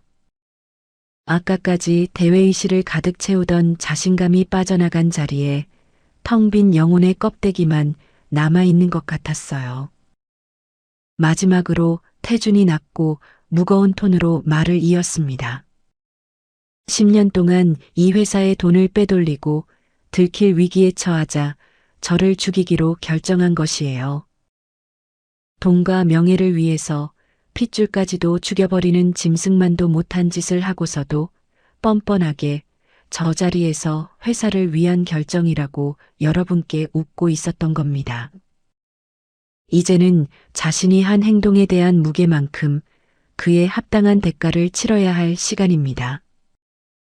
그 말이 떨어지기가 무섭게 묵직한 대회의실의 뒷문이 다시 열렸어요. 검은 점퍼를 입은 수사관들이 조용히 들어왔습니다. 소리 없이 하지만 빠르게 단상 쪽으로 걸어갔어요. 대회의실의 공기가 한 번 더 무거워졌습니다. 부회장의 양팔이 잡혔어요. 수갑이 손목에 걸리면서 금속이 맞물리는 소리가 대회의실 전체에 울렸습니다. 부회장의 무릎이 꺾이자 수사관이 팔을 잡아 세웠어요. 넥타이 매듭이 비틀어져 있었습니다. 아까 단상 위에서 이 사진을 내려다보던 시선이 지금은 바닥을 향하고 있었습니다. 끌려나가는 부회장의 입에서 겨우 소리가 새어나왔어요. 아까의 고함이 아니라 울부짖고 갈라지는 목소리였습니다. 태준아, 제발, 난 너의 사촌형이잖아. 우린 피를 나눈 핏줄이야. 내가 잘못했어. 제발 한 번만 용서해줘. 제발. 태준은 마지막까지 뒤를 돌아보지 않았습니다. 형의 말처럼 피를 나눈 핏줄에게 어떻게 그렇게까지 할 수 있었을까 다시 생각해도 이해가 되지 않았어요. 부회장의 울부짖음이 점점 멀어지고 드디어 뒷문이 닫혔습니다. 대회의실은 여전히 조용했어요. 수백 명이 앉아 있는데 종이 한 장 넘기는 소리조차 나지 않았습니다. 그 침묵 안에는 통쾌함만 있는 것이 아니었어요. 같은 피를 나눈 사촌형이 수갑을 차고 끌려나갔다는 사실의 무게가 가라앉아 있었습니다. 하지만 그 침묵 속에서 앞줄에 있던 한 사람이 박수를 치기 시작했어요. 죽음의 경계에서도 회사를 살리기 위해 다시 나타난 회장에 대한 감사의 박수였습니다. 그러자 그 옆에 있던 사람이 함께 따라치기 시작했어요. 박수가 앞줄에서 뒷줄로, 왼쪽에서 오른쪽으로 번져나갔습니다. 파도가 밀려오듯 소리가 커졌어요. 기자단 쪽에서도 카메라를 내려놓고 손뼉을 치기 시작했습니다. 수백 명의 박수 소리가 대회의실 천장을 울렸어요. 현수가 단상 옆에 서서 태준을 바라보고 있었습니다.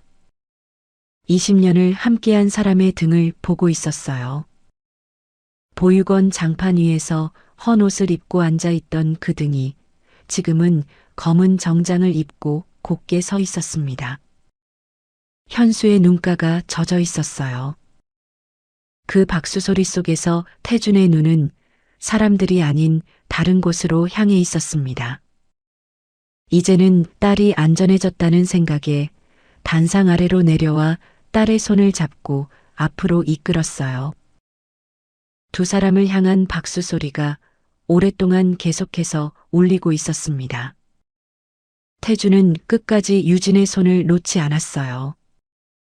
그렇게 이제는 딸에게 안전한 세상을 선물할 수 있게 되었습니다.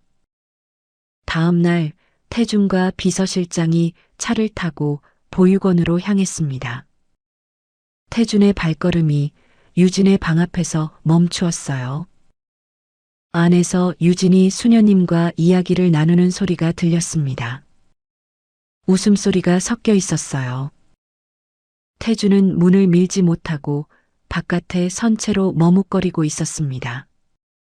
이 아이에게 너무 갑작스러울 수 있었어요. 16년 동안 함께하지 못한 아버지가 원망스럽거나 갑자기 버겁게 느껴질 수도 있었습니다. 준비한 말들이 많았는데 문 앞에 서니 아무것도 기억나지 않았어요. 하지만 더 미룰 수도 없었습니다. 조심스럽게 문을 두드리자 수녀님께서 태준의 얼굴을 보고 아무 말 없이 자리를 비워주셨어요. 드디어 딸과 16년 만에 마주 앉았습니다. 유진이 바닥에 무릎을 모으고 앉아 있었어요. 태준의 손에 서류 봉투가 들려 있었습니다. 두 사람 사이에 조용한 거리가 있었어요. 같은 방 안에 앉아 있는데 그 거리가 16년만큼 멀게 느껴졌습니다. 유진아, 아저씨가 유진이에게 중요하게 할 이야기가 있어. 태준의 목소리가 낮게 깔리자 유진이 고개를 들었습니다. 아저씨가 왜 이렇게 긴장한 얼굴을 하고 있는지 모르는 눈이었어요. 갑자기 이런 이야기를 들으면 놀랄 수도 있어서 어떻게 시작해야 할지 아빠가 며칠을 고민했어. 아빠라는 단어가 입 밖으로 나오는 순간 태준 자신이 먼저 멈추었어요. 아직 이 아이에게 설명하지 않았는데 입이 먼저 그 단어를 꺼낸 것이었습니다. 유진의 눈이 미세하게 흔들렸어요. 아빠라는 말이 이 사람의 입에서 나왔다는 것을 알아차린 눈이었습니다. 하지만 여전히 그게 어떤 의미인지는 잘 이해하지 못한 채로 그 말을 곱씹는 느낌이었어요. 태준이 봉투에서 종이 한 장을 꺼내 유진 앞에 놓았습니다. 먼저 이 서류를 한번 봐줄래? 잘 이해가 되지 않겠지만 제일 밑에 보면 나와 있어. 친자 확률 99.9% 라는 숫자 위에 유진의 시선이 머물렀습니다. 고개가 살짝 기울었어요. 숫자는 보였지만 그 숫자가 무슨 뜻인지 이해가 따라오지 않았습니다. 약간 혼란스러운 표정의 유진에게 태준이 16년 전에 있었던 일을 들려주기 시작했어요. 16년 전에 교통사고와 엄마의 죽음, 그리고 그때 사라진 아이가 유진이었다는 것을 알려주었습니다. 아이를 구해주신 분이 보육원으로 찾아오는 바람에 찾지 못했지만 지금 그 서류가 유진이가 아빠의 딸이 맞다는 것을 과학적으로 증명해주는 서류라고 말해주었습니다. 유진의 얼굴 위로 이해와 혼란이 겹쳐가고 있었어요. 그리고 유진아, 네가 아빠를 살리러 산에서 뛰어내렸던 그날 있잖아. 태준의 목소리가 잠시 멈추었어요. 다음 말을 꺼내기 위해 숨을 한번 들이쉬어야 했습니다. 그날 아빠는 너와 엄마가 너무 보고 싶어서 그 산에 가고 있던 거였어. 매년 그날이면 혼자 와인이랑 딸기 케이크를 들고 올라가서 엄마에게는 와인을 따르고 너에게는 케이크를 놓고 같이 앉아서 시간을 보내는 게 아빠의 작은 의식이었어. 그런데 그날 사고가 나서 차가 굴러떨어졌고 아빠를 구하러 비탈을 뛰어내려온 아이가 있었어. 태준이 유진의 눈을 바라보았어요. 그 아이가 바로 너였어. 아빠가 16년 동안 찾아 헤맨 딸이 바로 그 산에서 아빠를 살려낸 거야. 유진의 눈이 튀어나올 듯이 커지고 있었어요. 지금 자신이 듣고 있는 것들과 그동안 설명되지 않았던 것들이 머릿속에서 부딪히고 있었습니다. 이제서야 왜 눈앞의 아저씨가 자신을 바라볼 때마다 눈물을 글썽였는지 조금은 이해가 가는 눈빛이었어요. 한참을 아무 말도 하지 못했습니다. 방 안의 시간이 느리게 흐르고 있었어요. 한참이 지난 후에야 유진이 입을 조심스럽게 열었습니다. 목소리가 가늘었어요. 전 어릴 때부터 항상 궁금해 했었어요. 태준이 유진을 바라보았습니다. 나에게는 엄마나 아빠가 왜 없는 건지, 남들은 다 있는 것 같은데 왜 나에게만 없는 건지 항상 궁금하고 허전했어요. 면회 날에 다른 아이들은 대문 앞에서 엄마를 기다리는데 저는 뒤쪽 산에 올라가서 하늘만 바라봤어요. 유진의 목소리가 떨리지 않았습니다. 담담했어요. 그 담담함이 오히려 태준의 가슴을 더 깊이 찔렀습니다. 엄마와 아빠에게 느끼는 사랑이라는 게 무엇인지 언제나 느껴보고 싶었어요. 다른 아이들이 엄마한테 안길 때 그게 어떤 느낌인지 저는 알 수가 없었거든요. 유진이 잠시 멈추었어요. 그리고 고개를 살짝 기울이며 웃었습니다. 그래도 저는 이 세상 어딘가에 엄마와 아빠가 살아있을지도 모른다고 생각하면서 살아왔어요. 좀 이상하게 들릴 수도 있는데 저는 진짜로 그렇게 믿었어요. 보육원 아이들 중에 저만 그랬어요. 다른 아이들은 안 온다고 포기하는데 저는 왠지 모르게 엄마랑 아빠가 이 세상 어딘가에 존재하고 있을 것 같았어요. 태준의 눈에 물이 차오르고 있었어요. 혼자 남은 시간에도 어딘가에 살아있을 거라는 믿음을 잃지 않았다는 말에 가슴 가장 안쪽 깊숙한 곳이 저려오고 있었습니다. 그런데 아저씨, 아니 아빠가. 유진이 그 단어를 처음으로 의식하며 말했어요. 입에서 나오는 순간 자기 귀에도 낯설었지만 낯선데 아프지 않은 단어였습니다. 아빠를 2번이나 살리려고 내가 이렇게 힘들지만 잘 버텨온 게 아닌가 싶기도 해요. 엄마 아빠를 보고 싶다는 꿈을 내가 내 손으로 아빠를 살리면서 이루게 될 줄은 몰랐는데. 유진의 눈가가 붉어지기 시작했어요. 하지만 웃고 있었습니다. 아빠가 건강하게 살아 돌아오셔서 이렇게 앞에 앉아 계셔서 너무 행복해요. 태주는 한동안 말을 할 수 없었습니다. 이 아이가 행복하다고 말하고 있었어요. 16년 동안 혼자 밥을 먹고 혼자 울고 혼자 단단해져 온 아이가 지금 아빠 앞에 앉아서 행복하다고 말하고 있었습니다. 유진아. 태준의 목소리가 갈라졌습니다. 한 번 쉬고 다시 이었어요. 아빠는 단 한순간도 너를 잊은 적이 없었어. 유진의 눈이 커졌습니다. 아빠가 숨쉬는 모든 순간에 너와 엄마를 떠올리며 살았어. 기쁜 순간에도 힘든 순간에도 죽고 싶었던 그 수많은 밤에도 언제나 네가 있었어. 유진의 입술이 떨리기 시작했어요. 아까까지 담담하던 목소리가 무너지고 있었습니다. 이 사람이 16년 동안 자기를 잊지 않고 있었다는 것이 매년 딸기 케이크를 사고 기쁘거나 슬프거나 죽고 싶었던 밤에도 자기를 떠올리며 버텼다는 것이 하나씩 가슴 안으로 들어오고 있었어요. 16년 동안 비어있던 구멍에 무언가가 차오르고 있었습니다. 이 사람의 목소리와 눈물이 그리고 이 사람이 16년 동안 품고 있었던 그리움이 그 구멍의 모양과 정확히 같았어요. 태준이 떨리는 손을 내밀었습니다. 유진의 앞에서 멈추었어요. 손가락이 허공에서 떨리고 있었습니다. 아빠가 한번 안아봐도 될까? 내 딸. 유진의 눈에서 눈물이 떨어졌어요. 고개를 끄덕였습니다. 끄덕이는 동작이 작았지만 그 안에 들어있는 것은 16년만큼 컸어요. 태준이 딸을 끌어안았습니다. 조심스럽게 부서질까봐 천천히 그러나 놓칠까봐 단단하게 안았어요. 유진도 안았습니다. 처음으로 제대로 아빠를 안았어요. 어색했습니다.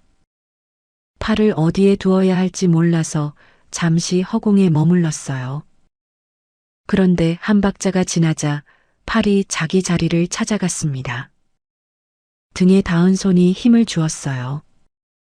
어색함이 녹는데 오랜 시간이 걸리지 않았고 그 뒤에 밀려온 것은 따뜻함이었습니다. 유진의 귀가 아빠의 가슴에 닿고 처음으로 아빠의 심장 소리를 들었어요. 빠르고 불규칙한 한 번도 들어본 적 없는 소리였습니다. 그런데 몸의 어딘가가 이 소리를 알고 있는 듯한 익숙함이 느껴졌어요. 2살 때쯤 수건에 돌돌 말린 채로 이 가슴에 안겨 잠들었을 때 들어보았던 것 같은 리듬이었습니다. 기억이 아니었어요. 기억보다 오래된 것이었습니다. 16년 동안 따로 뛰어온 두 심장이 지금 같은 가슴 위에서 같은 속도를 찾아가고 있었어요. 태준의 품 안에서 유진이 울고 있었습니다. 보육원에서 올 때는 항상 이불 속이었어요. 지금은 소리를 내도 괜찮았어요. 이 사람의 가슴이 그 소리를 전부 받아주고 있었습니다. 태준도 울고 있었어요. 소리 없이 어깨만 흔들리고 있었습니다. 16년 동안 빈 무덤 앞에서 혼자 흘렸던 눈물과는 다른 눈물이었어요. 평생을 그리워했던 딸이 자신의 품 안에서 살아있다는 것에 대한 감사의 눈물이었습니다. 방 안에 두 사람의 울음소리만 남아 있었습니다. 창 밖에서 바람이 나무를 흔들었어요. 복도 너머에서 수녀님이 벽에 등을 기대고 서 있었습니다. 16년 동안 이 아이를 품어준 엄마 같은 사람이 이 아이의 행복 앞에서 조용히 눈물을 닦고 있었어요. 봄이었습니다. 겨울 내내 산을 덮고 있던 눈이 녹아 흙냄새가 올라오고 있었어요. 도로변의 나무에 연두색 잎이 올라오기 시작했고 보육원 마당의 흙 위로 이름 모를 풀이 싹을 틔우고 있었습니다. 태준과 유진이 나란히 산을 올라갔어요. 태준의 오른손에 딸기 케이크 상자가 들려 있었습니다. 이제 더 이상 빈 무덤 앞에 혼자 놓아두는 케이크가 아니었어요. 왼손에 와인 한 병과 잔 2개가 든 가방이 들려 있었습니다. 유진이 옆에서 걸었어요. 보육원 아이들에게 빌린 운동화 끈이 풀려 있었습니다. 태준이 걸음을 멈추고 무릎을 꿇어 끈을 묶어주었어요. 이 아이의 신발끈을 묶어주는 것이 처음이었습니다. 유진이 내려다보며 혜영과 같은 웃음을 지었어요. 마지막 능선을 넘어서자 혜영의 묘비가 봄 햇살을 받고 있었습니다. 비석 위의 이름이 빛에 반사되어 선명했어요. 옆에 있던 유진의 빈 무덤은 철거되어 빈자리만 남아 있었습니다. 태준이 묘비 앞에 돗자리를 깔았어요. 와인을 따랐습니다. 잔 2개 중 하나를 묘비 앞에 놓았어요. 태준이 무릎을 꿇었습니다. 여보, 우리 딸 서연이 데려왔어. 목소리가 갈라졌습니다. 이렇게 살아있었어. 바보같이 내가 빨리 찾지 못해서 16년 동안이나 혼자 저기 살고 있었어. 그런데 서연이가 나를 죽을 고비에서 2번이나 살려줬어. 당신 닮아서 강인하고 똑똑하고 예쁘게 잘 자랐어. 태준이 유진을 바라보며 미소를 지었습니다. 옆에 서 있던 유진이도 묘비 앞에 무릎을 꿇었습니다. 엄마, 안녕하세요. 엄마 딸 서연이에요. 목소리가 떨렸어요. 한 번도 불러본 적 없는 단어였습니다. 보육원에서 다른 아이들이 엄마라고 부르는 것을 들을 때마다 그 2글자가 얼마나 가볍고 자연스럽게 나오는지 신기했어요. 자기에게는 한 번도 가벼웠던 적이 없는 단어였습니다. 지금 처음으로 진짜 엄마에게 그 단어를 말하고 있었어요. 얼굴은 모르지만 아빠가 많이 이야기해줬어요. 엄마가 뜨거운 거 잘 못 먹어서 항상 호호 불며 먹었다고. 저도 그래요. 아빠가 그거 보고 울 뻔했대요. 유진이 웃었어요. 눈가에 물기가 있었지만 웃고 있었습니다. 아빠를 제가 2번이나 살렸거든요. 좀 대단하죠? 엄마 딸이라서 그런 것 같아요. 그 순간 따스한 바람이 유진의 온몸으로 불어들어왔어요. 뭔가 따뜻한 느낌이 엄마가 옆에서 자신을 칭찬하며 안아주는 것만 같은 느낌이었습니다. 유진이 그 바람을 힘껏 들이마셨어요. 코 속으로 들어오는 풀내음과 따스한 봄바람이 엄마의 향기처럼 다가왔습니다. 태준이 딸기 케이크를 묘비 앞에 놓았어요. 태준이 케이크를 잘라 한 조각을 유진에게 건넸습니다. 유진이 한 입 베어 물었어요. 크림이 입가에 묻었습니다. 태준이 손을 뻗어 엄지로 닦아주었어요. 혜영이 하던 것과 같은 동작이었습니다. 태준 자신도 모르게 손이 먼저 움직인 것이었습니다. 2 사람은 묘비 앞에 나란히 앉아 케이크를 먹었어요. 16년 동안 빈 무덤 앞에서 혼자 울던 자리에 올해는 딸이 옆에 앉아 함께 케이크를 먹고 있었습니다. 혜영의 잔에 채워져 있던 와인이 햇빛을 받아 더 붉게 빛나고 있었어요. 바람이 묘비 위의 와인 향을 2 사람 쪽으로 살며시 밀어주었습니다. 마치 혜영이 2 사람의 어깨 위에 손을 얹은 것처럼 따뜻한 무게가 내려앉았어요. 유진이 태준의 어깨에 머리를 기댔습니다. 처음 해보는 동작이었지만 어깨가 낯설지 않았어요. 태준은 움직이지 않았습니다. 이 무게가 사라질까봐 숨조차 천천히 쉬었어요. 산 아래 보육원 지붕 위로 봄 햇살이 내려앉고 있었습니다. 16년이 걸렸지만 이 산 위에서 셋이 함께 있었어요. 따스한 봄바람이 엄마의 손길처럼 두 사람을 감싸주고 있었습니다. 그 위로 비치는 햇살이 더 따사로운 봄날이었어요. 제가 이 글을 쓰면서 가장 기억에 남는 장면은 세준이 떨리는 손을 내밀며 말하는 장면이었습니다. 아빠가 한번 안아봐도 될까? 내 딸. 16년 동안 빈 무덤 앞에서만 불렀던 그 단어를 처음으로 살아있는 아이 앞에서 꺼내는 순간이었어요. 유진이 작게 끄덕이고 두 사람이 안기는데 어색해서 팔을 어디에 둘지 몰라 허공에 머물다가 한 박자 뒤에 자기 자리를 찾아가는 그 장면에서 저도 모르게 눈물이 흘렀습니다. 시간이 흘러도 가족 간의 사랑은 변하지 않는다는 것, 다시 한번 함께하는 가족들의 사랑을 되돌아보는 시간이 되었으면 좋겠습니다. 구독과 좋아요는 영상을 제작하는 저희들에게 커다란 힘이 됩니다. 짧은 시간 내셔서 한 번씩 꼭 부탁드리겠습니다. 오늘도 와우 사연의 긴 영상을 끝까지 시청해 주셔서 너무 감사드립니다. 어디에 계시든 건강하시고 행복하세요. 감사합니다.